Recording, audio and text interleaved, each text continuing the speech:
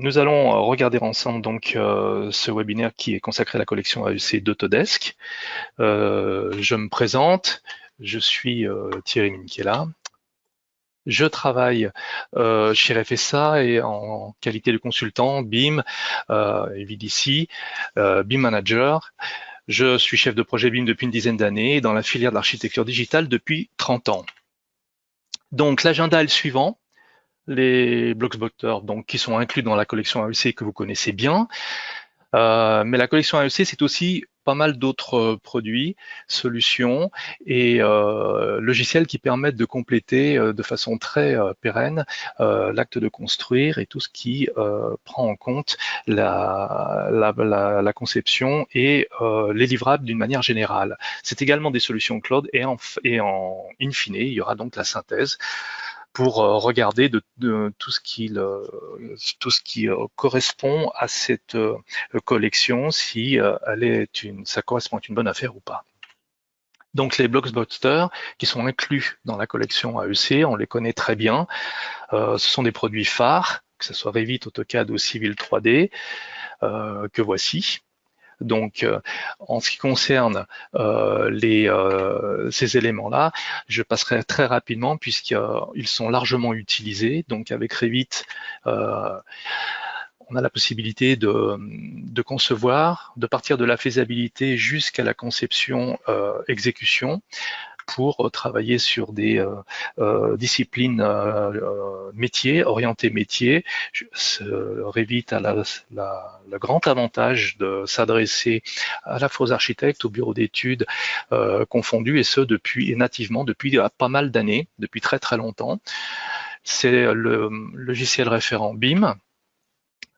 Pour aller au-delà de la simple modélisation, j'allais dire, en volumétrie, on sait qu'avec Revit, on peut aller beaucoup plus loin, notamment par exemple pour les conceptions de bâtiments, au-delà des assemblages, au-delà de la structure, du MEP en général, associé à l'électricité, la plomberie, tout ce qui est gravitaire donc, et puis la particularité de la structure et des calculs inhérents à cette structure-là. Ça sert aussi à beaucoup d'autres éléments qui viennent nous apporter une aide à la décision, par exemple en conception de bâtiments, la faculté de pouvoir faire des simulations et également de l'image de synthèse et travailler sur une même et unique maquette qui permet d'avoir toutes les informations situées au même endroit. Derrière, les versions apportent toujours leur lot de nouveautés et avec la dernière version 2021, il y a par exemple le Generative Design qui apporte un appui assez conséquent et important pour la conception dans Revit. Les solutions alternatives, quelles sont-elles? Eh bien, que ce soit sur Graphisoft, Archicad ou Allplan, ce sont les logiciels qui se rapprochent le plus de ce que Revit propose. L'un comme pour l'autre, on est donc sur une solution proposée à environ 6 000 € plus les mises à jour annuelles. Dans le dessin et la documentation, on ne présente plus AutoCAD, qui est un logiciel 2D et 3D, mais qui a également des outils spécialisés avec des applications. Donc sans doute la solution 2D la plus répandue et la plus intéressante au monde, sur laquelle on va s'appuyer pour ajouter des outils de jeu MEP, Plante 3D, mais également Map. L'intérêt, c'est que les experts qui ont la possibilité d'avoir travaillé sur le logiciel le maîtrisent correctement et ils s'appuient sur la connaissance de ce logiciel pour y rajouter des solutions un peu plus orientées métier pour des missions bien spécifiques. Il y a même un jeu d'architecture pour aller un peu plus loin, toujours sur la plateforme proposée d'AutoCAD, en termes d'architecture avec des objets pour la volumétrie dédiés à l'architecture. Les solutions alternatives à AutoCAD, même si elles sont relativement proches et qu'elles parlent de la même chose, on regardera plutôt en direction de MicroStation pour 300 € mensuels et BricsCAD pour environ 870-900 € par an. Enfin, le troisième produit phare, Civil 3D. Là, on parle d'infrastructure civile. C'est donc une conception en génie civil et documentation de construction, qui va nous permettre de travailler, alors non plus le bâtiment, mais de changer d'échelle, c'est-à-dire d'aller sur le territoire et de le modéliser, de l'étudier, de le simuler. Là, on voit par exemple des voies ferrées qui sont étudiées, et c'est un logiciel qui permet de travailler sur la notion de mise en place de ces voies de transport jusqu'au détail, comme là on voit par exemple des détails d'assemblage de conteneurs qui permettent de récupérer des maquettes Revit par exemple et travailler sur les missions dédiées au territoire. Solution alternative pour Civil 3D, Covadis à hauteur de 6 000 € environ et Geomansura à partir de 4 000 €. Mais la collection, et c'est le point fort de ce webinaire, c'est aussi celle-ci. C'est la suite de tout ce qu'elle propose. Alors 3ds Max est peut-être le logiciel le plus connu, mais il y a pléthore de solutions qui le sont moins, voire pas du tout, et c'est l'objet de porter un éclairage sur ce webinaire. Donc on se rend compte qu'il y a beaucoup de produits qui viennent se compléter, qui viennent apporter des atouts spécifiques pour travailler sur l'ensemble des demandes que propose un projet au sens large du terme.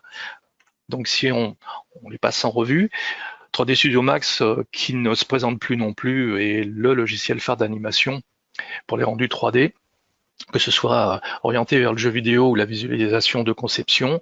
On a la possibilité de récupérer des maquettes numériques travaillées depuis Revit par exemple, et d'améliorer en fait les rendus, les textures, les matières, les animations pour avoir un rendu hyper réaliste et défendre le projet. C'est ça le plus important pour mieux faire comprendre l'argumentation de la conception et faire passer les enveloppes budgétaires et travailler sur la finalisation du projet. La possibilité de modélisation est très poussée dans 3ds Max, et de la même manière, il y a une facilité extrêmement simple pour attribuer tout effet, toute texture, et tout élément qu'on souhaiterait mettre en valeur. En fait, on vient valoriser finalement une maquette volumétrique pour lui rendre un petit peu d'âme concernant sa mise en valeur générale, et grâce à ça, pouvoir mieux faire comprendre ce que l'on souhaite faire passer. Alors, les solutions alternatives à 3D Studio Max qui se rapprochent de ce qu'il propose, c'est Cinema 4D par exemple pour 3 000 €. L'exécution en charpente métallique, alors là on change de domaine, on va sur Advancil, qui est lui un logiciel de modélisation 3D qui va créer des plans de détail. On va parler de plans de détail, c'est-à-dire qu'on est au-delà de la particularité de faire la modélisation pure et dure. On va travailler donc sur un logiciel qui permettra d'assembler, de mettre en place, de simuler, de vérifier en fait tout ce qui a trait à la charpente métallique. Alors là, on voit par exemple des entretoises, des contreventements, des platines, et à chaque fois, on aura le souhait d'aller chercher les profils nécessaires sur les longueurs nécessaires, et cela va même au-delà jusqu'à, par exemple, cette suite de lignes de vie virtuelle, entre guillemets, qui concerne des garde-corps métalliques. Donc, possibilité de travailler sur différents profils et les assembler de telle sorte qu'on puisse obtenir en fait des plans de détail concernant la structure en acier. Là, ultime détail de reprise de platine avec la tige filetée qui vient récupérer le poteau. En regardant de plus près, on voit que la lumière a été effectuée et que la possibilité d'assemblage est fort aisée, dans la mesure où c'est l'ensemble de ces éléments qui vont bien nous détailler l'ouvrage à construire et à positionner. Donc cela va dans un sens comme dans l'autre, bien sûr, c'est intimement lié, et on aura tout loisir de faire avancer l'étude, de la modifier pour obtenir la pose définitive prévue. Donc les solutions alternatives concernent plutôt la proposition côté que la structure a depuis quelque temps pour 6 000 € annuels. Il y a aussi une solution parmi toutes celles qui sont proposées dans le portfolio Autodesk qui concerne le rendu dans le cloud. Donc Autodesk Rendering, c'est la capacité de rendu haute résolution et rapide dans le cloud. Donc là, la problématique, elle est en fait de se dire que je n'ai pas nécessairement le matériel et les performances en local au bureau, mais que je vais les faire supporter par une ferme de calcul et d'autres choses via le cloud. Donc c'est l'idée de prendre des images de synthèse, de les faire calculer en ligne, en qualité optimale, pour des temps de livraison le plus rapides possible. Donc à la fois je veux une image très poussée, et en même temps qu'elle me soit rendue le plus rapidement possible. Donc il s'agit de faire effectuer ce calcul d'image sur le cloud par des matériels que je n'ai pas, que je ne possède pas, qui sont très puissants, qu'on ne peut pas avoir au bureau, ou tout simplement parce que ce n'est pas quelque chose que je fais absolument au quotidien tous les jours, mais à des fins de réponse pour autant de livraisons qui s'accordent des délais très courts. Donc Autodesk Rendering n'effectue les rendus que via le cloud, et la société met à disposition par exemple un pack de 100 crédits au départ qui permettent de dépenser entre guillemets virtuellement les crédits nécessaires du calcul d'une image.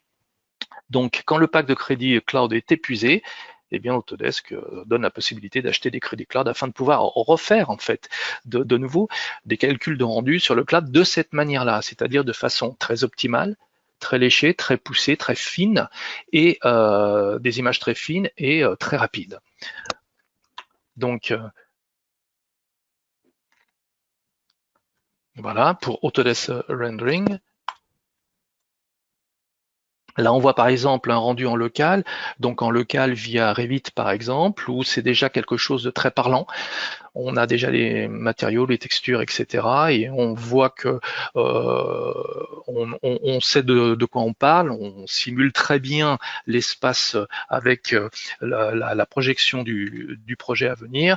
Et là, le rendu Autodesk Rendering va, comme vous pouvez le voir, beaucoup plus loin sur la finesse des rendus, sur la finesse des textures, mais également sur la profondeur de champ, parce qu'on découvre tout d'un coup que l'espace en donne sur un horizon du littoral. Donc un autre exemple de rendu dans le cloud où on va donc se dédouaner, se défaire de cette performance et de cette puissance que l'on ne possède pas au bureau, et en même temps nous donner la souplesse et la maniabilité de pouvoir continuer à travailler sur son PC, sur son ordinateur, à d'autres choses. Donc les solutions alternatives de ce rendu dans le cloud, on le retrouve dans OctoRender, et là ça oscille entre 200 et 400 € par rendu. Donc le rendu. J'en viens à la programmation nodale. Alors on parle ici de Dynamo, bien entendu. Donc Dynamo concerne la partie d'environnement de programmation, mais pas dans les lignes de code, etc. C'est-à-dire qu'on va pouvoir sortir des box, comme vous le voyez, établir des liens entre ces box, et avec un point d'entrée et un point de sortie, faire les liaisons pour obtenir une suite de commandes et de fonctions que l'on va automatiser d'un coup d'un seul après. Donc ça veut dire qu'on aura identifié des missions, des travaux, des fonctions et des conceptions qui reviennent quotidiennement, et qu'on pourra automatiser à chaque fois en écrivant le script tel que vous le voyez.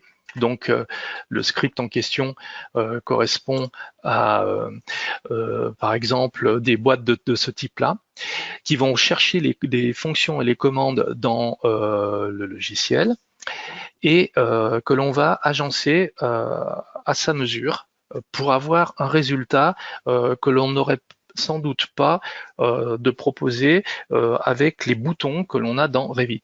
Donc je peux très bien imaginer un scénario de commande qui n'existe pas en fait dans les logiciels, et que je vais pouvoir faire effectuer, jouer, exécuter grâce à Dynamo. Donc je fais mon scénario, je lis les boîtes de commandes les unes aux autres et je l'exécute. Donc, ça permet au concepteur de créer un flux en fait de conception et d'automatiser des tâches qui permettent de les avoir sous le coude ultérieurement et les ressortir à loisir quand j'aurai identifié des tâches dites répétitives qui n'auraient pas de leur pendant, à moins de faire entre 9 et 12 clics par exemple dans un logiciel comme Revit par exemple, ou même qui n'existerait pas tout court. Donc là, c'est une liberté vraiment sans garde-fou, où on peut explorer très très loin des fonctions et les mixer entre elles pour obtenir une modélisation ou de la documentation, car ça ne s'arrête pas qu'à la modélisation. Ça va également jusqu'à la partie documentation. En fait, on peut manipuler tout type d'informations au sens large du terme. Donc voilà un exemple où on aura dédié un script avec une suite de fonctions pour construire, donc modéliser une charpente métallique, mais on pourrait le dédier à autre chose. Là, ça va relativement loin. On a l'exemple d'une toiture où il faudrait avoir un niveau de Revit expert, par exemple, pour obtenir une toiture très très poussée de ce type-là. Et bien là, on peut lui demander de récolter des informations, de les construire de telle manière, selon des axes particuliers, avec une répétition donnée, etc., pour obtenir ce genre de choses qui seraient relativement difficiles et laborieux à faire par défaut dans le logiciel. Donc les solutions alternatives pour manipuler ces fonctions et ces commandes de façon automatique, linéaire et de garder les scripts, et ben ces scripts-là peuvent, dans des solutions alternatives telles que Grasshopper ou pour Rhinoceros, avoir un écho pour 990 €, c'est-à-dire environ 1000 € vis-à-vis de ce que Dynamo Studio propose. On passe au fluide, donc Fabrication CAD-MEP, donc l'exécution fluide. Donc là, on est dans les l'HVAC, CVC, et c'est tout simplement le logiciel de documentation de création de plans de détail MEP. Donc c'est important de bien spécifier qu'on est dans le plan de détail. Hein, on n'est pas que dans la modélisation, on va donc partir sur le plan de détail. Ça veut dire quoi? À chaque fois qu'on parle de plan de détail, on va rentrer dans le détail des choses, c'est-à-dire vraiment donner la possibilité de fournir à tout un chacun ce qui va vraiment être pensé pour être posé, assemblé sur le chantier. In fine. Donc, toutes les sections, toutes les particularités de raccordement et toutes les parties qui sortiront d'usine, qui seront préalablement étudiées et découpées pour que ça puisse s'assembler correctement sur un chantier donné.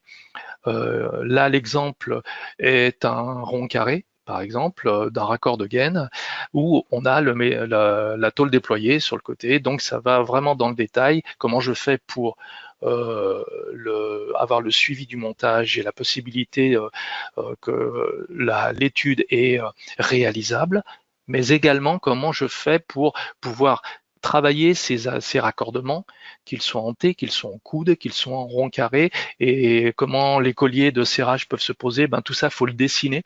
Tout ça, les entreprises doivent avoir le plan de détail nécessaire à la réalisation de ce qui est attendu sur la pose du chantier lui-même. Solution alternative de cette exécution de fluide, eh bien CISC par exemple, pour 9000 €. Esquisse dynamique.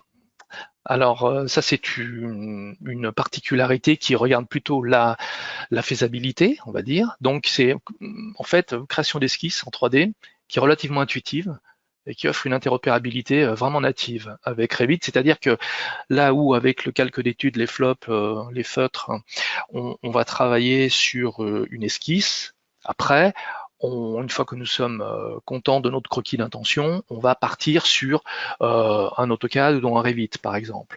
Là, en fait, c'est l'idée de travailler directement son esquisse sans perdre le lien numérique, en fait, de la suite à donner quand on va aborder les choses un peu plus sérieusement au niveau des premières propositions d'un APS ou d'un APD. Donc c'est un atout important, c'est-à-dire que mon calque d'études, je ne le jette pas à la poubelle, il est toujours dans le flux du workflow en fait de ma conception. Premier point. Deuxième point, Formit propose beaucoup de choses.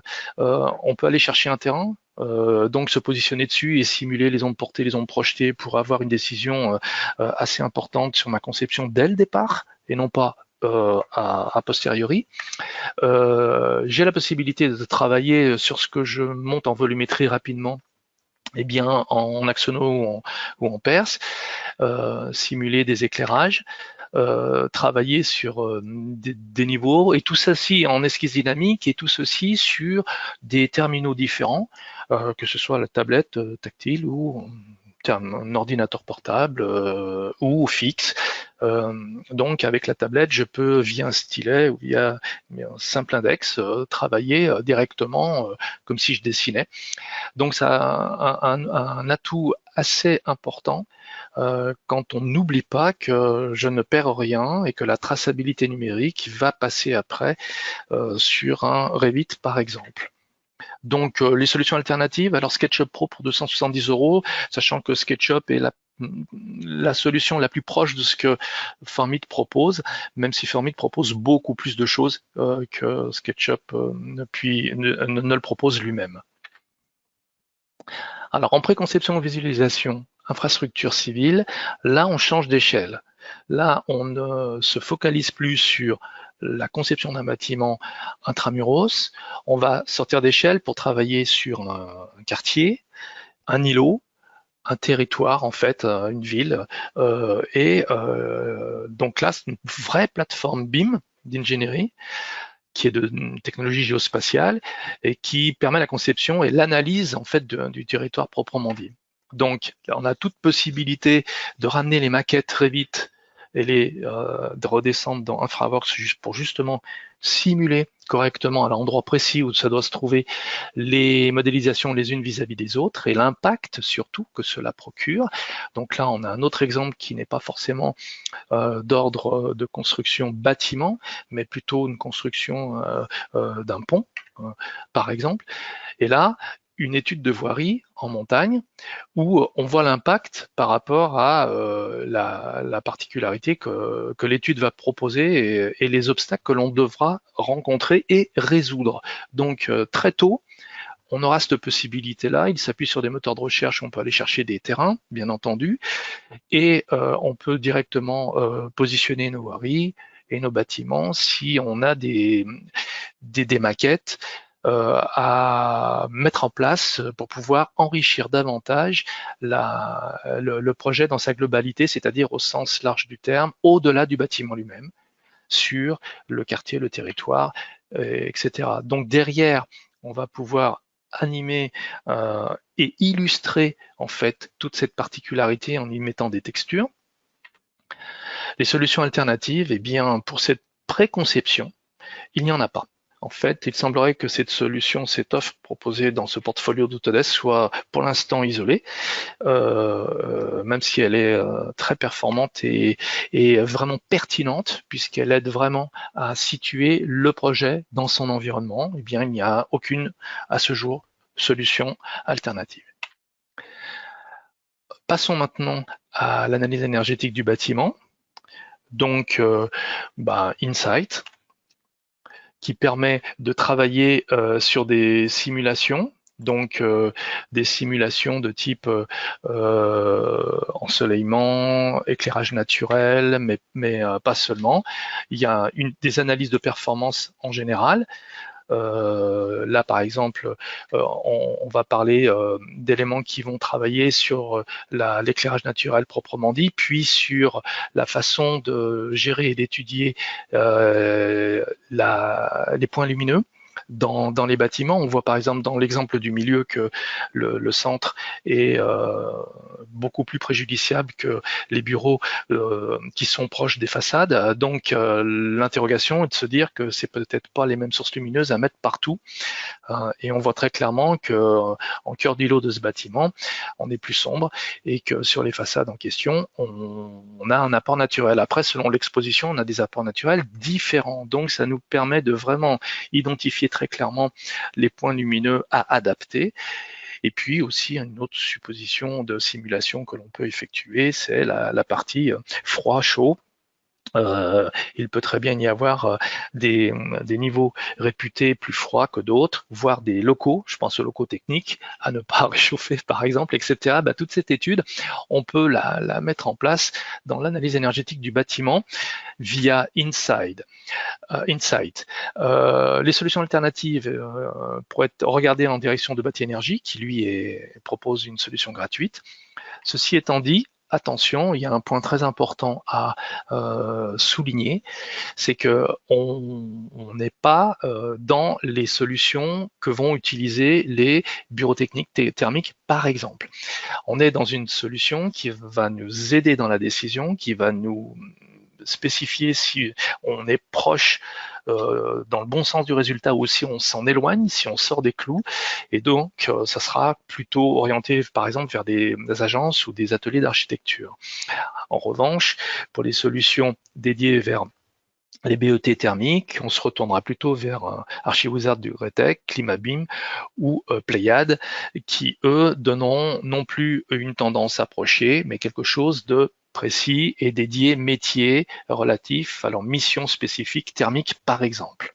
Donc, de bien différencier les deux choses, l'aide à la décision qui est relativement proche du résultat et qui nous aiguille vers la bonne direction ou si je m'en éloigne, de celles qui sont purement orientées métier, technique pour les bureaux d'études. Alors, en termes de synthèse et révision de projet, Navisource Manage, c'est un logiciel général de révision de projet avec plusieurs simulations d'ailleurs, de conception et d'analyse 4D, 5D, etc. Donc, par défaut, c'est l'un des logiciels phares des BIM Manager. Cela propose de faire tout ce qui est ce qu'on appelle clash detecting et autres éléments qui me permettent de suivre et de faire une révision de ma maquette. Je vais donc être en mesure de concaténer toutes les maquettes qui viennent des différents bureaux d'études, architectes et autres, qu'elles soient d'ailleurs en pluriformat ou en Unicad. Donc Unicad, Pluricad, j'ai les mêmes logiciels ou je ne les ai pas. Donc il y aura la possibilité d'afficher plusieurs types de formats différents, y compris l'IFC, bien entendu.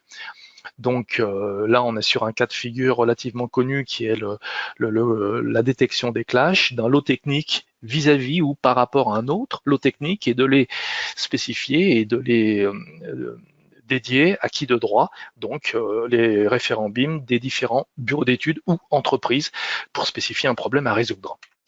Donc les solutions alternatives sont par exemple 5 € 4D pour 4000 €. La notion des nuages de points, maintenant, on revient de plus en plus sur le devant de la scène parce qu'elle nous épargne énormément de modélisation pour tout ce qui est bâtiment historique, public, etc. Donc, Recap Pro, pour le nommer, était vraiment un logiciel de capture de la réalité, des informations du monde réel et de numérisation 3D. Ça va se présenter de la manière suivante. On va avoir un tripode sur lequel on va poser une lunette scanner et qui va tourner à 360 degrés pour envoyer en fait les liens qui permettront de percuter sur les parois et faire le relevé en millions de points. Donc il y a plusieurs options dès le départ. On peut lui demander de le faire en noir et blanc pour que ça soit moins lourd.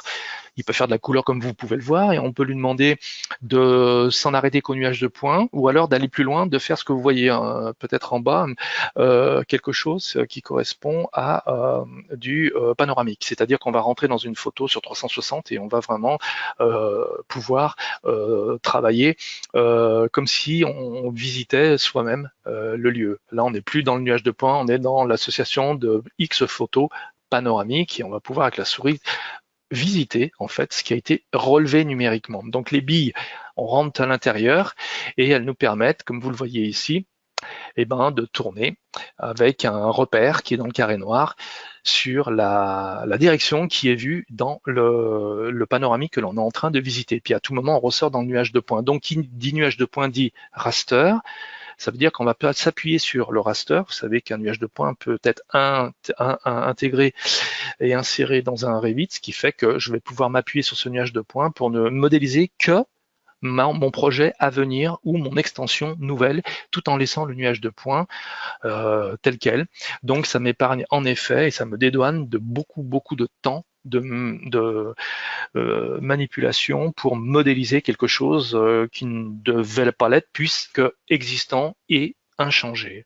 Donc ce nuage de points, solution alternative, Pharosen par exemple pour 5 000 €. Le calcul réglementaire de structure acier et béton, on parle de robot donc bien connu, qui est l'outil qui va calculer en fait la structure et la mettre la vérification de la conformité des codes qui sont intégrés. Donc plusieurs cas de figure. Je vais pouvoir calculer toutes les surcharges d'exploitation, neige, vent, les catégories de sol, etc. C'est-à-dire établir la somme des contraintes nécessaires pour avoir le calcul à effectuer et me donner les réponses pour pouvoir dimensionner correctement en fait mes structures. Donc là, on voit par exemple les planchers, comment ils travaillent sur cet exemple-là, à quel moment on va avoir un effort de type flamboiement ou de cisaillement, etc. Donc dans Robot, on calcule, dans Revit Structure, je modélise et je vais prendre la modélisation de Revit Structure et la soumettre à Robot pour qu'il me fasse les calculs nécessaires et me permettre les modifications si besoin. Donc les solutions alternatives, comme vous voyez, Advanced Design pour environ 700 € par an, et puis César, LCPC, à partir de 13 500 €. Donc évidemment, gros gap de différence entre les deux solutions qui font du calcul réglementaire de structure acier et béton, mais gros gap parce que on le devine, César va proposer quelque chose de beaucoup plus fin et beaucoup plus précis et large que Advanced Design le proposera. Conception de pont, donc Structural Bridge Design, c'est comme son nom l'indique, c'est tout simplement le logiciel d'analyse de pont pour les structures. Donc on va pouvoir travailler sur les paillasses des ponts, la tenue mécanique de ces ouvrages et simuler des efforts sur le passage et le franchissement de ces ponts-là. Donc ça concerne également la notion des fondations et des pieux, tels qu'on le voit ici, avec les piles qui vont les recevoir et qui vont elles-mêmes supporter la paillasse. Donc pour avoir ces éléments et ces assemblages qui se rejoignent, on aura affaire par exemple à des profils de ce type-là qui seront conçus sur Structural Bridge Design et on pourra simuler les éléments nécessaires pour que l'assemblage du pont soit pérenne. Les solutions alternatives dans ce domaine-là, qui est le design et l'étude des ponts, Sophistic pour 1 500 € annuels, 1 600 € annuels, et Bentley qui va beaucoup plus loin et qui propose un très large spectre d'études par rapport à l'Open Bridge qui est à 15 000 €.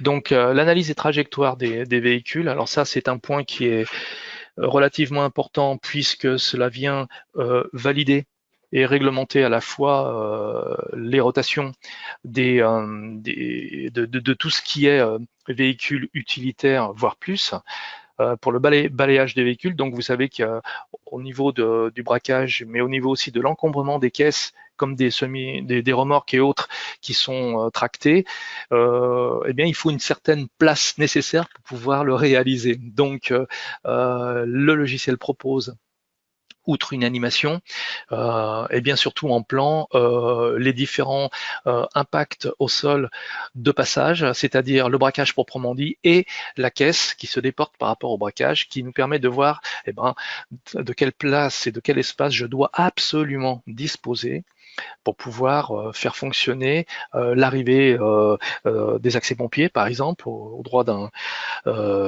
projet, ou tout simplement la particularité de tout ce qui est réserve d'approche derrière un grand entrepôt, par exemple. Ça peut être également donc une voiture qui doit rentrer dans un village de maisons individuelles, et on sait très bien que pour l'avoir vécu plusieurs fois qu'au bout d'une impasse avec le petit rond-point, les ronds-points sont pas toujours très bien étudiés et les braquages ne s'effectuent pas à moins de faire deux manœuvres.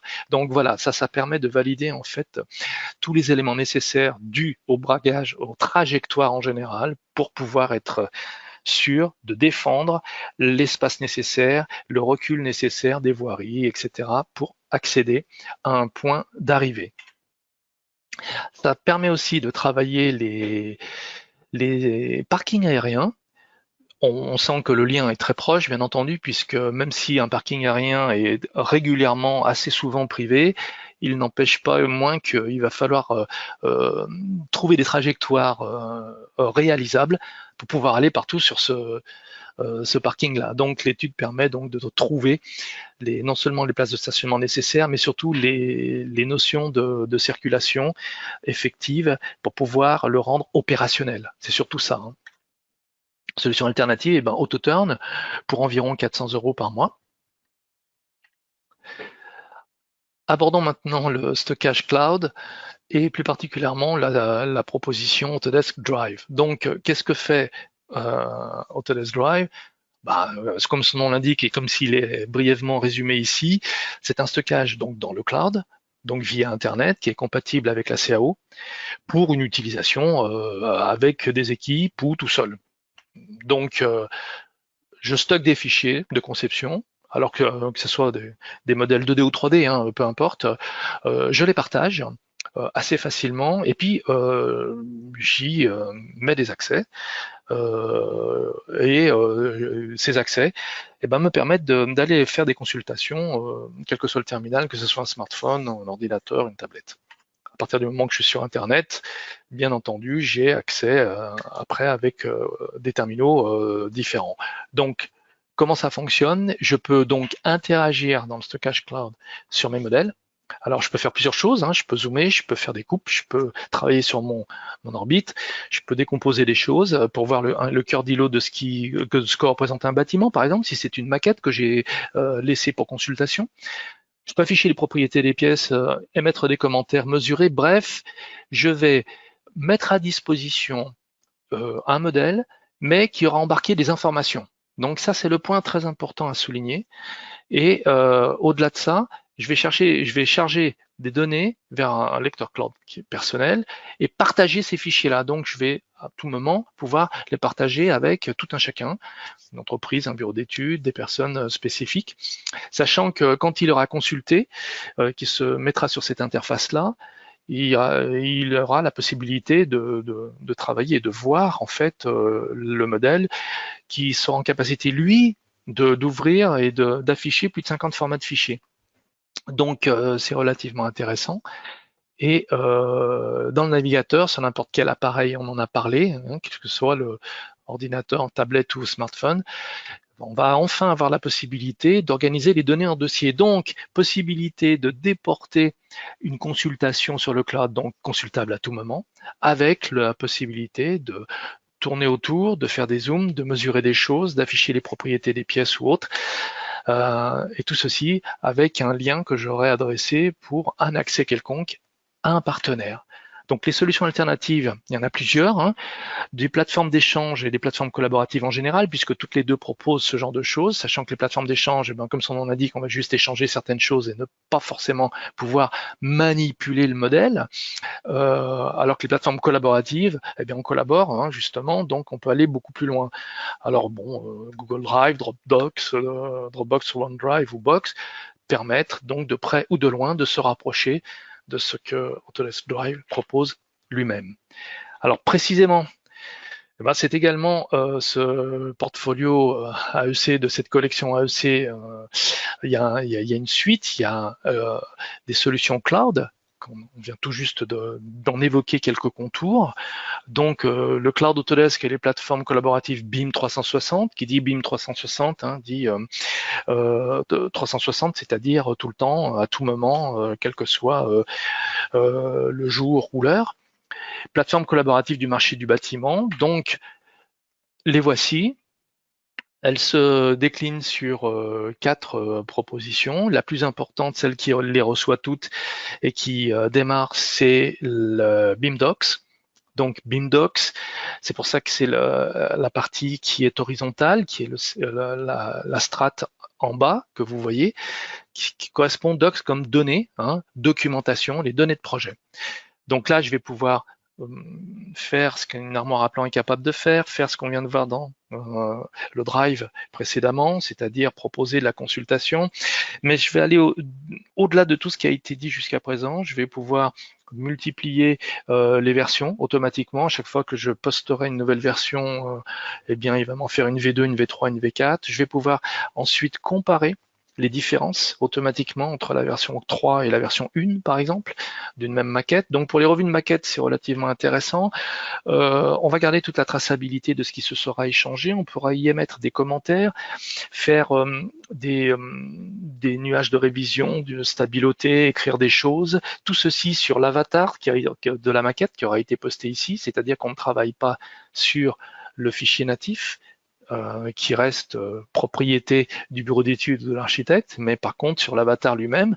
Donc on peut à loisir travailler dessus en rajoutant des commentaires, des textes, des stabilos, des surlignages et j'en passe, pour pouvoir enrichir les échanges, améliorer des choses qui redescendront in fine par validation. Il y a des circuits de validation qui le permettent sur la partie de la maquette native elle-même. Donc, on casse rien et c'est relativement intéressant. Et à cette brique donc Docs qui les accepte tous, on va pouvoir mettre le BIM Design qui va permettre aux gens de travailler en BIM de niveau 3, c'est-à-dire en temps réel, en même temps et à plusieurs sur la même maquette, à condition d'être sur Revit, bien sûr. Glue, c'est un petit Navisworks en ligne, donc qui permet la détection d'interférences et de travailler sur la coordination. Et enfin Build qui permet de faire du chantier, suivi d'agencement, coordination de travail. Donc des briques spécifiques dédiées par mission, réduites à 4, qui permettent d'aborder tous les éléments nécessaires depuis la conception, validation jusqu'au chantier. Donc les plateformes collaboratives du marché du bâtiment, elles sont bien connues, que ce soit Trimble, Connect, BIMsync, vous les avez sous les yeux, Croquis, accès au BIM et j'en passe, sont également présentes. Donc synthèse. Finalement, est-ce que c'est une bonne affaire cette collection? Donc permettez-moi de vous expliquer et de vous dire que sur la partie gauche, on aura toute la partie de ce que propose la collection Autodesk AEC, et puis son pendant sur la partie droite de l'alternative qui propose la même chose. Donc Revit pour Archicad, AutoCAD pour BricsCAD par exemple, Civil 3D pour Geomansura, Cinema 4D pour 3ds Max, etc. Pour chacune des propositions de la collection AEC, on retrouve un pendant de chez les concurrents et une solution alternative en fait qui correspond très bien. On vient d'en parler, Navisworks avec Synchro 4D, Faro pour Recap Pro. À chaque fois, on trouvera quelqu'un qui pourra proposer de près ou de loin la même chose qui correspond à la collection AEC.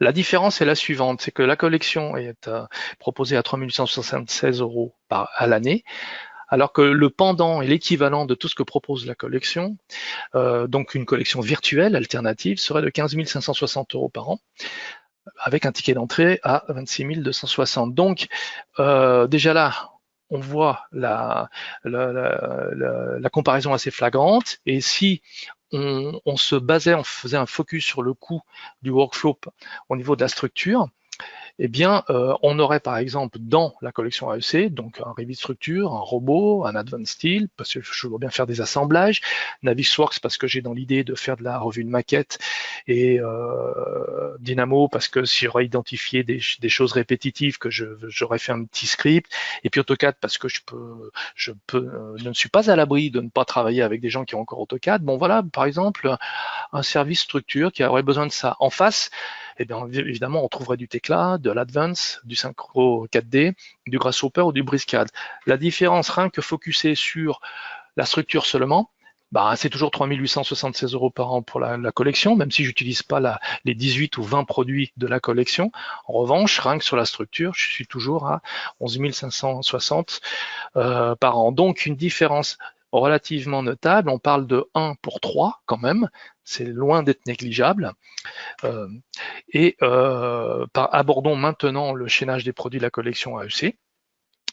Plus spécifiquement donc sur le portfolio Autodesk, on sait qu'AutoCAD et Revit se parlent.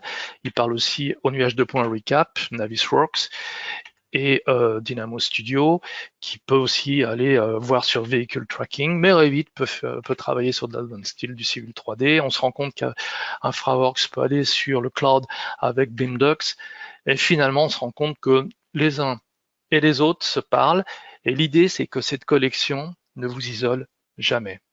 En plus de l'argument de poids qui correspond au coût versus équivalent, on a vu que c'était de 1 pour 3, que c'était relativement important, c'est un argument relativement fort. Derrière, on se rend compte que la collection elle-même se parle sur tous les produits. C'est-à-dire que si quelqu'un est vraiment focusé sur de la coordination de projet et rien d'autre et qui ne fait que du Navisworks Manage, qu'on ne se dise pas qu'il est isolé et qu'il sera dépendant d'un logiciel, qu'il faudra refaire un fichier, etc. Non, en fait, on peut redescendre dans les deux sens. Et même les plateformes collaboratives se parlent les unes entre elles, les unes vis-à-vis des autres, dans les deux sens. Ça veut dire que on n'est pas isolé, ça veut dire que quand quelqu'un fait de l'AutoCAD, ce n'est pas un handicap pour quelqu'un qui fait du Revit, qui n'est pas un handicap pour quelqu'un qui doit remonter ça sur Navisworks ou redescendre des informations dans Civil 3D ou InfraWorks, etc., etc. Donc, si j'ai un nuage de points qui arrive avec Recap, eh ben, je peux toujours en parler à Revit ou à AutoCAD. Donc, vous aurez compris que la collection AEC a été pensée pour qu'elle soit non pas seulement pluridisciplinaire et multimission, multifonction, mais également pour qu'elle puisse se parler, ce qui est un argument tout aussi fort, puisque la possibilité de travailler avec de différents services permet donc d'être ensemble. Donc justement, la jonction est relativement simple à faire. Il y a une multitude de ressources et l'assurance de ne pas être seul, en effet. Donc si on se positionne sur les 4 points que vous voyez là, l'extrait du National BIM, l'étude auprès de près de 1000 cabinets, des bureaux d'études britanniques, réponse à la question lors d'une construction de dessin de modèle, lequel des outils suivants utilisez-vous principalement? Les réponses ont été les suivantes. 70% d'Autodesk, vous voyez que c'est quand même les 2/3, ce qui est considérable. Là où Bentley n'a que 4%, Graphisoft 15%, Nemetschek 4%, Trimble seulement 1%, et le reste 6%. Donc Autodesk, au-delà des performances et du choix, on se rend compte que on est dans un environnement supra-connu, j'allais dire, et que l'on ne sera pas exotique quand on travaillera dans l'environnement de la collection AEC Autodesk.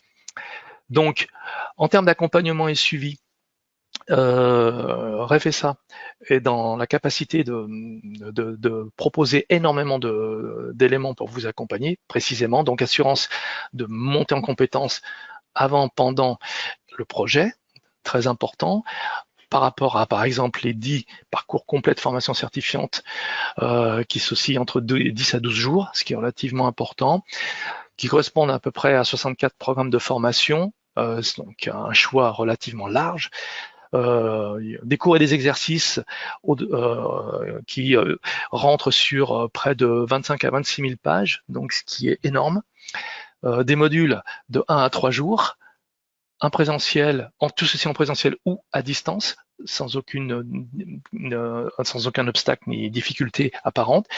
Les kits de formation complets pour chaque module, donc un livret de cours, d'exercices, le workstation virtuel et les accès au support freemium. Donc ça, c'est un point très important, c'est-à-dire qu'il y a 2 livrets qui permettent de prendre des notes, sur lesquels on peut revenir à loisir, tout en ayant le workstation virtuel qui permet de se connecter à une machine virtuelle qui a là les logiciels.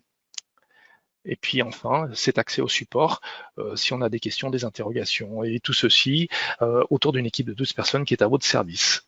Donc, à ceci, se pose le catalogue de formation BIM Autodesk 2020 pour les architectes et économistes de la construction, mais également pour l'ingénierie du bâtiment et de l'infrastructure. Donc, c'est l'idée d'apprendre, d'appliquer et de réussir, en fait, et de donner les moyens de parvenir à finaliser correctement, en fait, la mise en place d'un projet et de le prendre dans le bon ordre, dans le bon sens, et avec la pédagogie optimum pour pouvoir avoir un réel accompagnement pour aborder les projets correctement et pas en mode panique, comme on a l'habitude de l'entendre ici ou là. Donc, il me reste à vous dire que Refesa est situé sur Paris et Lyon et Grenoble. Et nous arrivons au terme de cette présentation. Je vais commencer par répondre à vos questions qui sont posées dans le chat. Je vous écoute et je consulte le chat. Merci à vous. Alors, j'ai une première question. Est-ce que je peux, par exemple, d'un point de vue de licence et usage, utiliser les produits sur des machines différentes? La réponse est oui, puisque j'ai la possibilité d'avoir, par exemple, des licences à usage dédié ou réseau. Donc, en effet, il est possible d'utiliser les produits sur des machines différentes, sachant que les licences, on peut emmener les clés d'utilisation et de licence pour les transporter d'une machine à l'autre également. Donc on a tout à fait la possibilité de pouvoir utiliser ces produits sur des machines différentes. On parle de Credit Cloud, donc sans Credit Cloud a priori, et combien coûtent les crédits et comment est-ce que les crédits sont consommés. Donc selon, alors la consommation s'effectue de la manière suivante, c'est selon la demande de calcul qui est effectuée, cela va consommer plus ou moins de crédits. C'est-à-dire qu'un calcul qui réclame peu de performance et peu de temps va représenter moins de crédits qu'un calcul qui va demander, exiger beaucoup plus de temps ou de finesse de temps de calcul.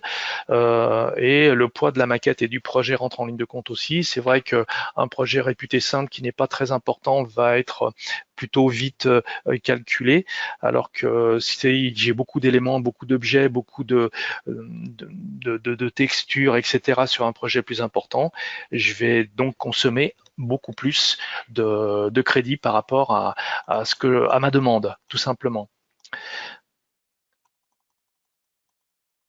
Alors Dynamo, question sur Dynamo, je vois.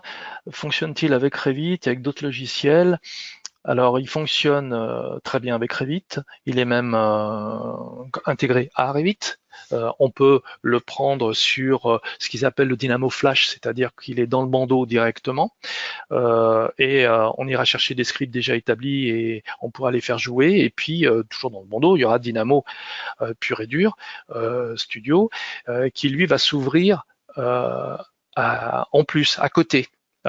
Pour pouvoir travailler des scripts qui n'existeraient pas encore, par exemple. Donc, pour Revit, il n'y a pas de souci. Et on peut aller piloter d'autres logiciels, en effet, avec Dynamo. Il y a la possibilité d'aller demander, par exemple, à redescendre sur Excel certains tableaux de calcul et d'éléments qui seraient issus des nomenclatures Revit, par exemple, à des fins spécifiques et bien particulières. Ensuite, est-ce que Formit fonctionne avec des tablettes? iPad d'Apple compris, oui, oui, oui, bien sûr. Très bonne question.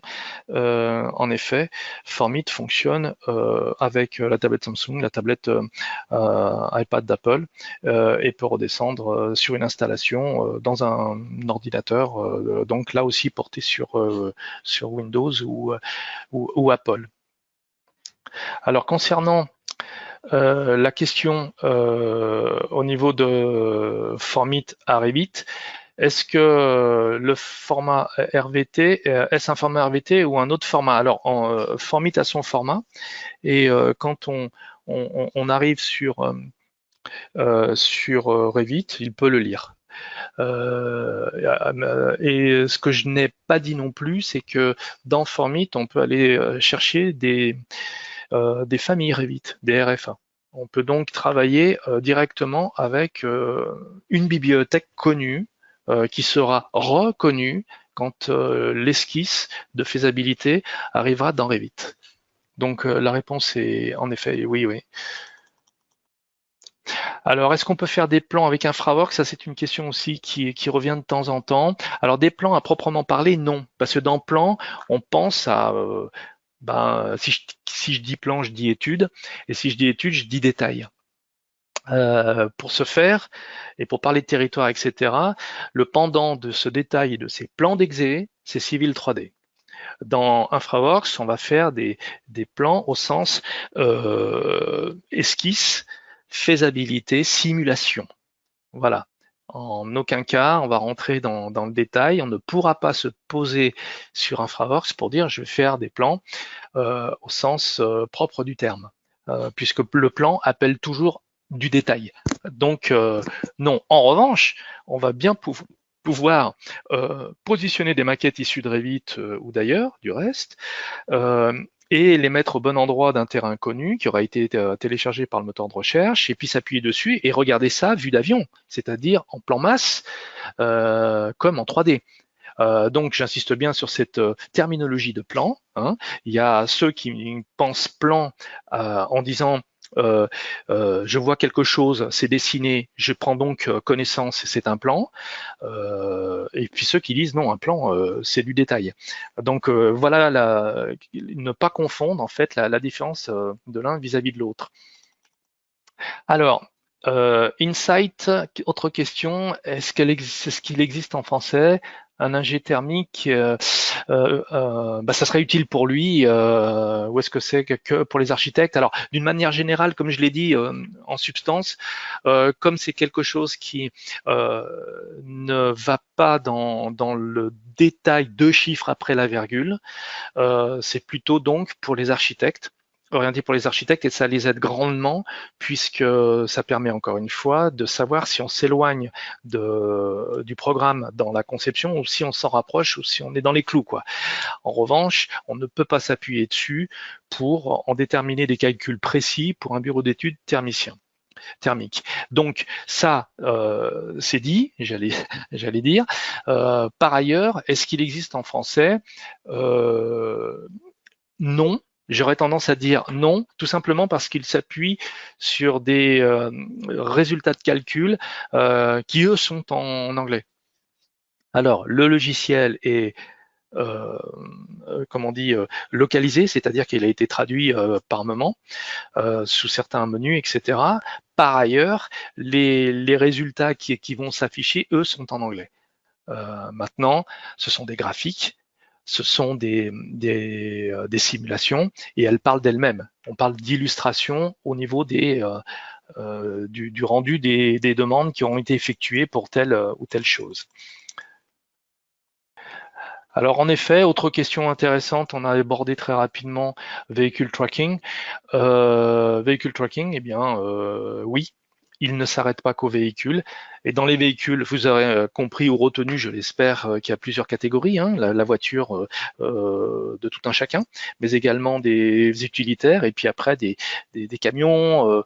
Et dans le camion, il n'y a pas que les camions remorques, semi-remorques, il y a aussi les camions de pompiers et autres. Eh bien oui, il fait aussi l'aménagement aéroportuaire avec les avions. La réponse est oui. Alors, Vehicle Tracking travaille-t-il en 2D? ou aussi sur la 3D, est-ce que ça fait des rampes? Alors, il travaille en 2D et en 3D. D'ailleurs, dans l'exemple que je vous ai illustré, on voyait donc un camion, et en effet, donc pour reprendre très brièvement et en résumé, il s'adresse aux avions, donc études aéroportuaires, à tout véhicule terrestre, on va dire, connu, et il le fait en 2D pour avoir l'impact de des trajectoires et des rayons de braquage et encombrement des caisses déportées du véhicule lui-même, donc en plan. Ce que j'ai pas dit, me semble-t-il, c'est que cela correspond à un bloc, c'est-à-dire qu'on va pouvoir le garder. Ça, c'est très important. Là où on dessinait à la main, il y a pas mal d'années, l'impact de la trajectoire et du braquage pour montrer que ça passait, eh bien là, il va le faire automatiquement, mais il va laisser le bloc, c'est-à-dire que le bloc, on va pouvoir le positionner là où il semblerait que ce soit serré ou préjudiciable. Donc ça, c'est en plan. Et puis en 3D, oui, il y a la possibilité d'avoir la 3D.